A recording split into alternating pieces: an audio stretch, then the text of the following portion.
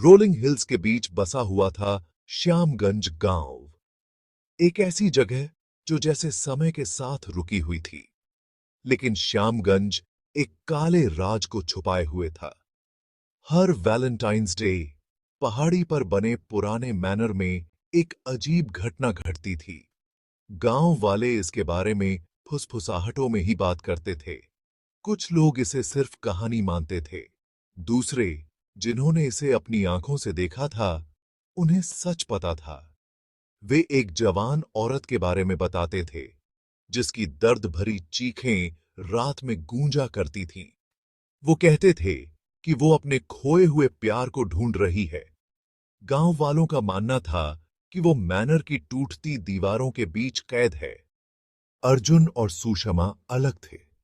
श्यामगंज में नए होने के कारण वो गांव वालों की कहानियों पर हंसते थे। प्यार उन्हें दुनिया के इस शांत कोने में ले आया था। वो अपना पहला वैलेंटाइंस डे साथ में मनाने के लिए बहुत उत्सुक थे। इसे मनाने का इससे अच्छा तरीका और क्या हो सकता था कि वो उस कुख्यात मैनर को एक्सप्लोर करें। गांव वालों की चेतावनियों को नजरअंदाज करते हुए वो चल पड़े। उनका प्यार बढ़ते अंधेरे के खिलाफ एक उम्मीद की किरण था। जैसे ही वो मैनर के पास पहुंचे, घाटी से एक ठंडी हवा चली। आसमान, जो पहले साफ था, एकदम से गहरे भूरे रंग में बदल गया। सुषमा ने अपनी रीढ़ की हड्डी में एक सिहरन महसूस की। अर्जुन ने, जो हमेशा आशावादी रहता था, उसे अपने करीब खींच लिया। डोंट वरी, उसने फुसफुसाते हुए कहा, बस हवा है। लेकिन वो खुद भी इस एहसास को दूर नहीं कर सका कि कुछ गड़बड़ है। मैनर के लोहे के दरवाजे कराहते हुए खुले, जैसे किसी लंबी नींद के बाद उन्हें जगाया गया हो। अंदर मकड़ी के जाले ऐसे लगे हुए थे जैसे किसी भयानक सजावट की तरह। फर्श पर धूल की मोटी परत जमी हुई थी, जो सालों से अछूती थी।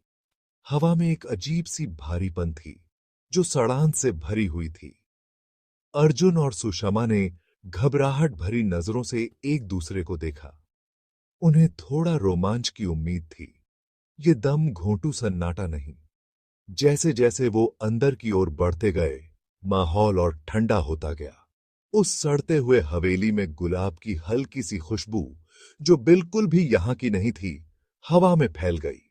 सुषमा की सांस अटक गई। दीवार पर सूखे हुए खून से लिखा हुआ एक संदेश था, फॉरएवर योर्स।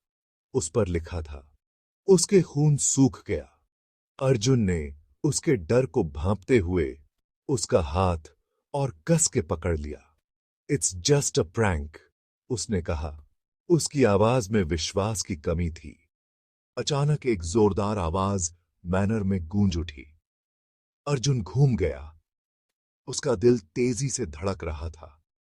सुषमा, उसने पुकारा। उसकी आवाज कांप रही थी। कोई जवाब नहीं आया। वो एक कमरे से दूसरे कमरे में भागा।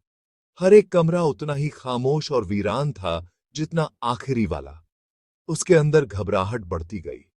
उसे सुषमा को ढूंढना ही था।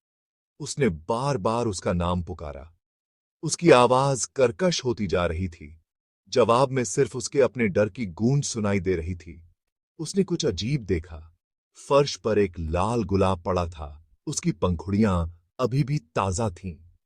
ये उसी तरह का गुलाब था जो उसने सुषमा को उस दिन पहले दिया था। उसका खून जम गया।